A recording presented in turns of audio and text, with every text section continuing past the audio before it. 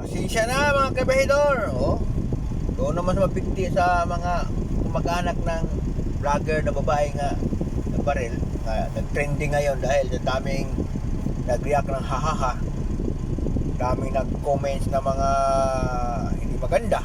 Karma, deserve, ano-ano pa yung kino-comments. Pasensyahan lang natin yung mga netizen, no? Karapatan nila yun, di ba?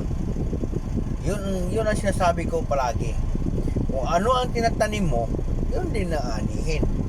Yung buhay pa siya, ang tinatanim niya doon sa mga netizen na yan nga naghahaha ngayon, na nagko-comments, iba ang tinatanim niya, di ba? Ang tinatanim niya, pangbabastos, pang-iinsulto sa matanda, walang respeto sa matanda.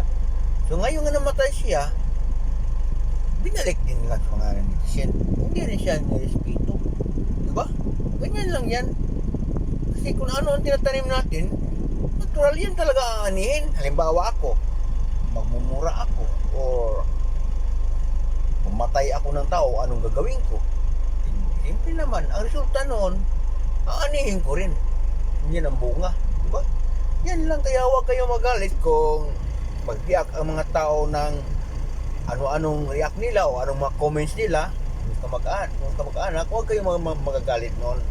Kasi ang mga tao, mga netizen na yan, nagbabasin lang yan sa ugali ng tao na nawala. Diba? Kasi kung ang tao na yan, kung kagaya pa yan ng iba nga mabait talaga, marami ang mga tao din na makikiramay. Pero kapag tao ka nga, ang tinatanim mo hindi maganda, hindi rin maganda talaga ang bunga, no? Pero kung magtanim ka na maganda, kung maganda rin ang bunga, no? Yan lang. Magtanim ka ng anong tawag nung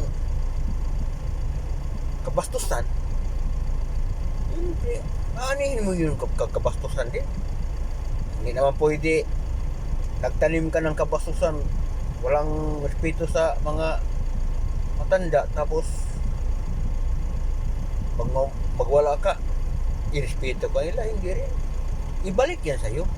Kung ano ang ginawa mo, yun ang gagawin din sa'yo. Kaya pasensyahan nyo lang yung mga netizen na yan. Yan ang saloobin nila. Ibigay nyo sa mga netizen na yan. Hindi kasalanan ng mga netizen, hindi kasalanan sa tao na nagtanim ng hindi maganda. Kaya ang bunga ngayon na hindi maganda, deserve.